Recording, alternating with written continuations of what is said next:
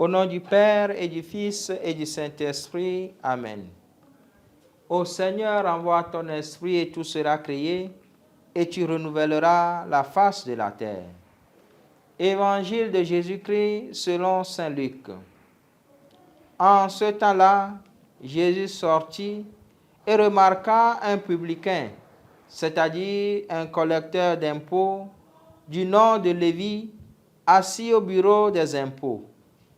Il lui dit, « Suis-moi. » Abandonnant tout, l'homme se leva et il le suivait. Lévi donna pour Jésus une grande réception dans sa maison. Il y avait là une foule nombreuse de publicains et d'autres gens attablés avec eux. Les pharisiens et les scribes, de leur parti, récriminaient en disant à ses disciples, « Pourquoi mangez-vous et buvez-vous avec les publicains et les pécheurs ?» Jésus leur répondit, « Ce ne sont pas les gens en bonne santé qui ont besoin du médecin, mais les malades. Je ne suis pas venu appeler des justes, mais des pécheurs pour qu'ils se convertissent. » Acclamons la parole de Dieu. Louange à toi, Seigneur Jésus.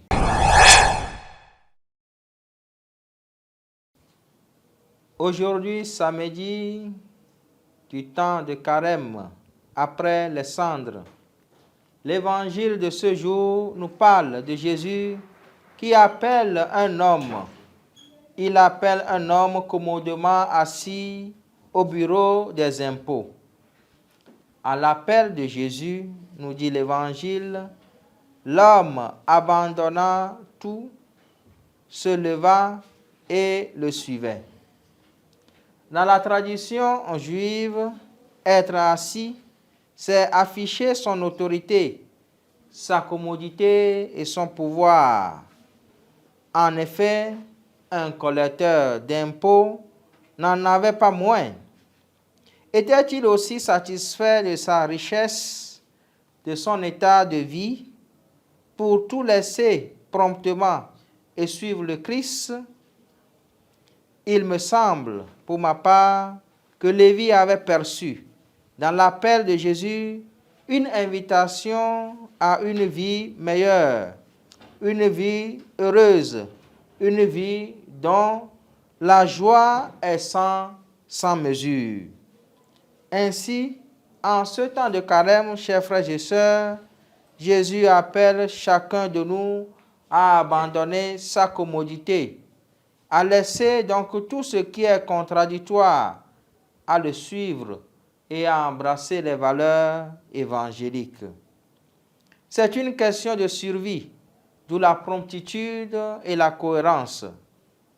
Celui qui, en effet, est malade et qui souffre doit être conséquent avec lui-même et répondre à l'appel de celui qui peut bien lui accorder la guérison.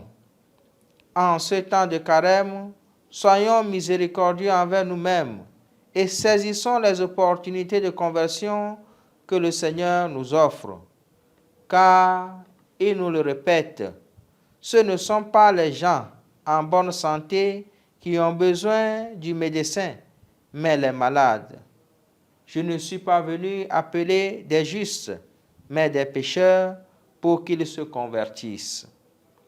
Mon frère, ma sœur, si tu es guéri par Jésus, si tu as eu part à sa guérison, accompagne alors en ce temps de carême les personnes qui ont besoin de sa guérison, qui sont dans ce processus de guérison, et ne sois pas un frein à leur conversion. Qu'il en soit ainsi pour nous, maintenant et pour les siècles des siècles. Amen.